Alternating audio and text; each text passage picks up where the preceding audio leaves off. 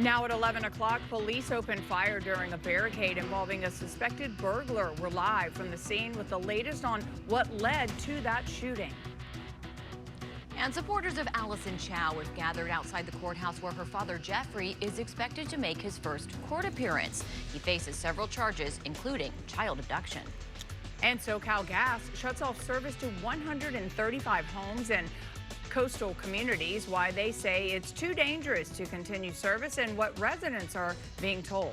And Casey Montoya is here on this beautiful Monday. Hi. It is beautiful. Hello. Temperatures will be pretty mild to start the week, but another warm up on the way. We'll talk about all that coming up.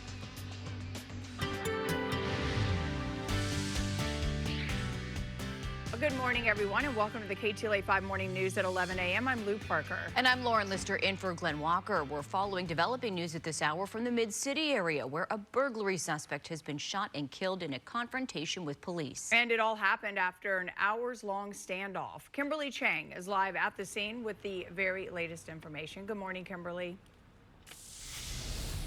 Lou, Lauren, good morning. Yes, police confirming that a suspected burglar was shot and killed earlier this morning in the Mid-City area. As you can see behind me, this is still an active investigation. Now, we did see 3 people handcuffed at the scene earlier this morning and taken in for questioning, but right now it's not clear if they were involved. We spoke with a next-door neighbor about what unfolded before the sun came up. Take a listen.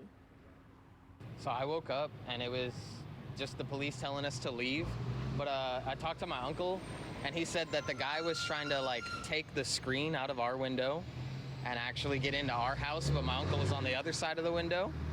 And then he yelled at him and he broke into our neighbor's house using a stick on our porch or something. And from there he started setting fires inside of the house and everything. And one of my uncles went in there to set off the fires because our neighbor's not here right now, so she didn't have any idea nobody was there, I don't think. So he went inside to go handle the fires and everything, and that's when he realized that there was somebody still in there setting fires. And that man you just heard said it was his uncle who called 911. Now, Sky 5 was over the scene this morning. As you can see, we could see what appeared to be the suspect's body covered on the front lawn of this home near Home Avenue and Beverlywood Street in the Mid-City area. Police said someone called 911 around 3:30 in the morning and reported a burglary hot prowl in progress. Officers arrived and saw people in a vehicle nearby. They detained them for questioning, but again, it's not known if they were involved. Now, while they were handling the situation with the 3 individuals, police say they noticed smoke coming out of the home and called firefighters. As firefighters tried to put out the flames, they came across someone inside the home, reportedly with a knife. Police set up a containment area and SWAT responded. Here's Detective Megan Aguilar with LAPD. Officers did encounter that suspect who was armed with a knife. They used a beanbag shotgun. The suspect ran back into the home, further in. At that point, they declared a barricade and LAPD SWAT was requested. That was around 5:15 this morning.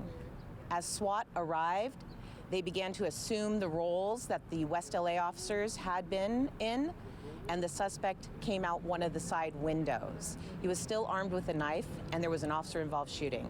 The suspect was struck by gunfire and pronounced deceased here at scene. There is a large knife near that suspect. And back here live, you can see SWAT still on the scene.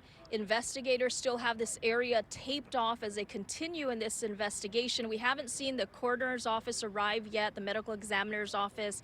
And so at this point, this is still in the preliminary stages of the investigation. As soon as we learn more, we will bring it to you. For now, reporting live in Mid-City, Kimberly Chang, KTLA 5 News.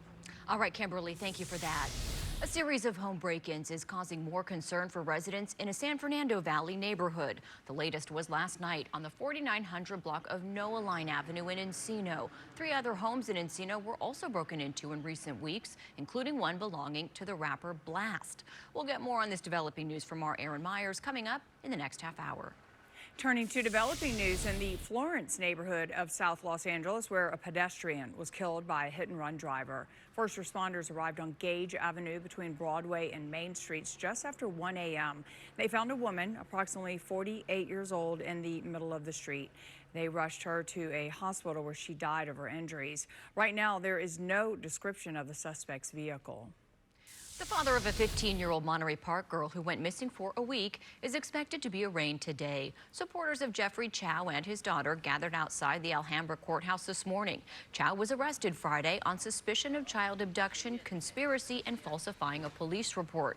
Investigators believe he may have played a role in his daughter Allison's reported disappearance. The teen was found safe on Tuesday in Glendale. Officials have not revealed any details about Allison's disappearance. Family members told Ktla they believe the teen ran away in the wake of her parents' bitter divorce and custody battle.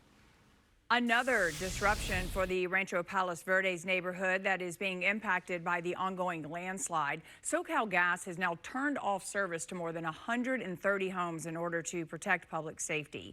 KTLA 5's Jennifer McGraw is there live with those details. Hi, Jennifer.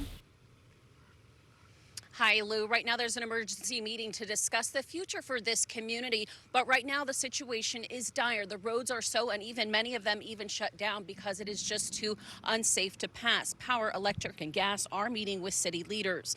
The gas company says it can no longer provide safe service to residents. Homeowners were informed on Friday that the gas would be shut down indefinitely, and this morning that has happened, which could be a serious situation for elderly people with babies, having no hot water.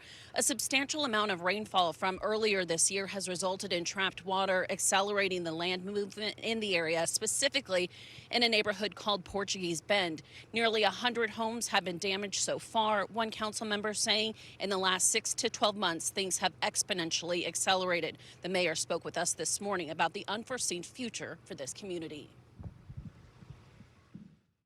The city just found out about this on Friday as well, along with the residents at the same time. So nobody's been given a lot of time. The city obviously is disappointed in the short time frame. We don't feel that that's sufficient amount of time for people to either make arrangements to convert some of their hot water heaters, and you're not able to take hot showers, cook food. It becomes a situation where you're not able to live in your home. And this is specific community that has been affected. It's all on this beautiful hillside overlooking the ocean. The city says that this is important to note that there have been no gas leaks that have been detected. Right now, they are offering a $2,500 voucher for people to get new appliances to perhaps switch from gas to electric so they can get hot water in their homes. That's the very latest. We are live in Palos Ranchos Verdes. Send it back to you. Jennifer, thank you. Developing news now. The search continues for a teenage swimmer who went missing off the coast of Huntington Beach last night. KTLA's Orange County Bureau Chief Chip Yost joins us live with the very latest. Chip, good morning.